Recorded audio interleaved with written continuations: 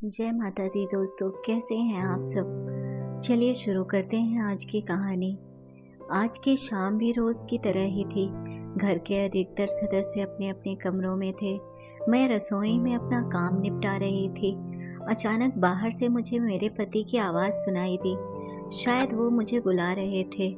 अभी थोड़ी देर पहले ही वो अपने जिम से घर लौटे थे। आखिर उनकी आवाज़ सुनकर गैस को धीमी आंच पर कर मैं रसोई से निकलकर अभी बाहर आई ही थी। इससे पहले कि मैं उनसे कुछ पूछती, एक जोरदार थप्पड़ मेरे गाल पर आकर लगा। कुछ पल के लिए सब कुछ शून्य सा हो गया। ना मुझे कुछ सुनाई दे रहा था और ना ही मुझे कुछ दिखाई दे रहा था। मैं जमीन पर एक तरफ गिरी पड़ी थी, पर उस एक थप्पड़ की गूंज पूरे माहौल में गूंज चुकी थी।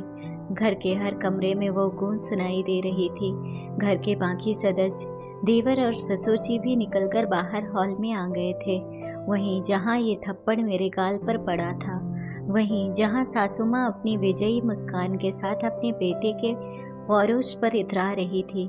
आखिर उनके बेटे ने उनके कलेजे को ठंडक प्रदान जो कर दी थी। सचमुच आज जब उनका बेटा मेरे गाल पर थप्पड़ लगाकर मुझे कमजोर साबित कर रहा था, तब सासू माँ को अपने बेटे पर गर्व महसूस हो रहा था। आखिर वो उनके दूध का कर्ज जो उतार रहा था। एक जिम जाने वाला बंदा जिसके अच्छे खासे बाइसेप्स हों, वो अगर थप्पड़ मारे तो कैसा लगता है, बस वही हाल मेरा हो रहा था। मैं अस्त व्यस्त अवस्था में जमीन पर पड़ी हुई थी। मुझे ये भी होश नहीं था कि मेरा दुपट्टा कहीं और जाकर गिरा है। मुझे लगा कि कोई तो मेरे लिए बोलेगा, पर ये देखकर ससुर जी बोले, बिल्कुल शर्मो हया नहीं है। यहाँ देवर ससुर सब लोग खड़े हैं और इसके सिर से दुपट्टा गायब है।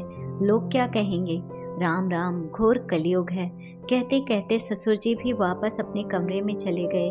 उन्हें इससे कोई लेना देना नहीं था कि इस घर में मेरे साथ क्या हो रहा है।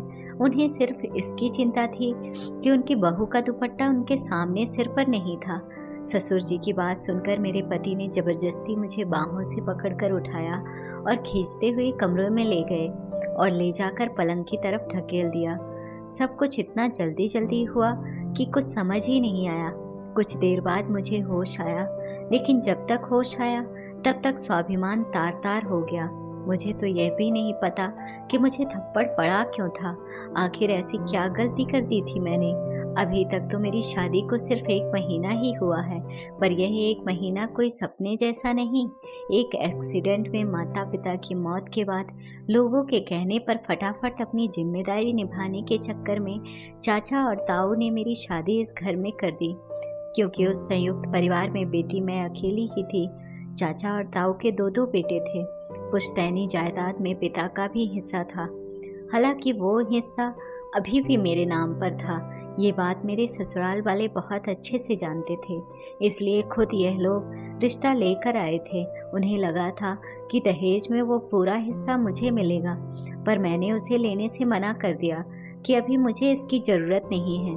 बस यही बात इन लोगों को कचोट गई। ये अलग बात है कि मेरे चाचा ताऊ ने वो हिस्सा मेरे लिए संभाल के रख लिया है, पर ये बात मेरे ससुराल वालों को पता नहीं। यहाँ आई तो ससुराल में सासू माँ का बोलबाला था। घर में कहने को तो 3 पुरुष हैं, पर सब उन्हीं की जुबान बोलते हैं। थोड़ी देर बाद सासू माँ की आवाज़ आई, अरे ओ महारानी, कब तक आराम फरमाती रहेगी। बाहर आकर रोटियां तो सेक। यहाँ सब कब से भूखे बैठे हैं। आखिर रोती सिसकती मैं अपने दुपट्टे को सही करती हुई बाहर आई। मुझे देखकर मेरे पति ने कहा, अब तो सबक मिल गया होगा। आज के बाद खबरदार मेरी माँ को किसी काम के लिए कहा तो। वो यहाँ किसी की नौकरानी नहीं है। माँ बाप ने कुछ संस्कार नहीं सिखाए इसे। पति की बात सुनकर मन घृणा से भर गया। ऐसा कौन सा काम कह दिया मैंने सासू माँ को करने के लिए, जिसके मुझे यह सजा दी गई।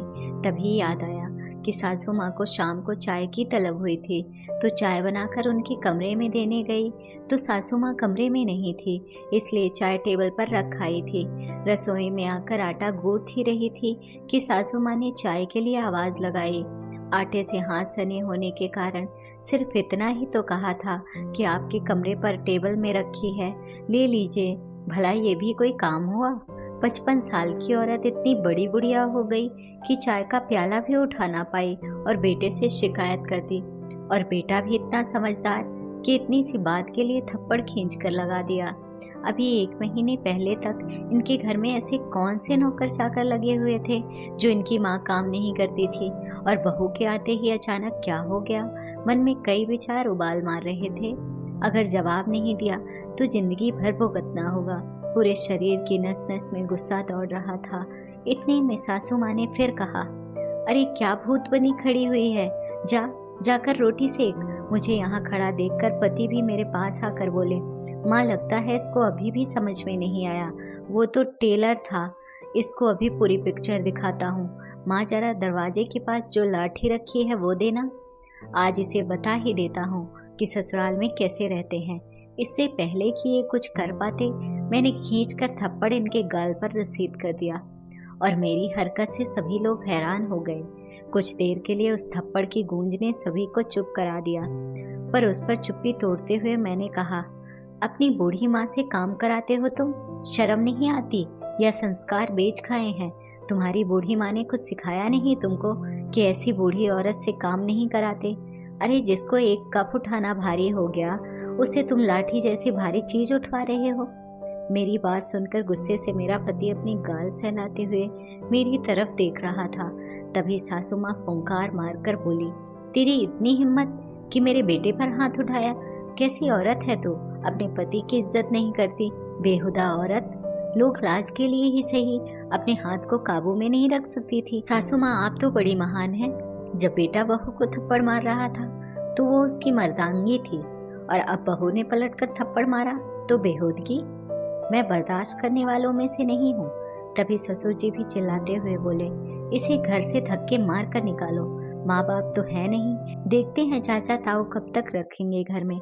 शर्मो हया बेच खाई है इसने। अरे चाचा ताऊ तो रख लेंगे, लड़की की शादी की है, बेचा नहीं है हमने। हिम्मत कैसे हुई हमारी बच्ची पर हाथ उठाने की?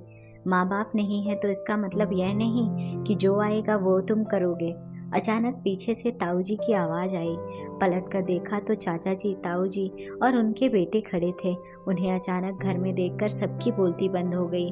तभी चाचा जी बोले, हम तो सोच रहे थे कि त्योहार नजदीक है, अपनी बेटी को लिवा जाते हैं, पर यहाँ तो माहौल ही कुछ और है।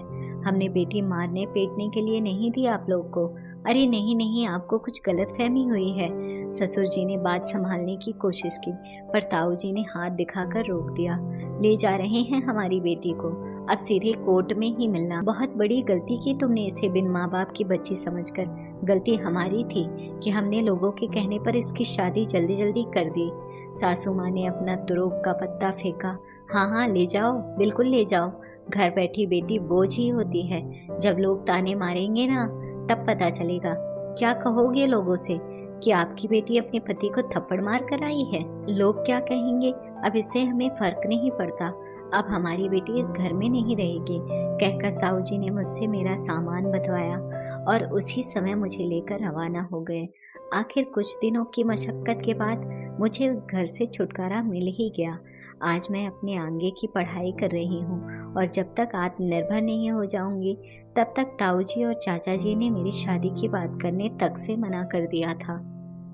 अगर आपको कहानी अच्छी लगी हो तो अपने दोस्तों के साथ भी शेयर कीजिए, और कमेंट में ज़रूर बताइए कि कैसी लगी ये कहानी। और हाँ, चैनल को सब्सक्राइब करना ना भूलें। धन्यवाद।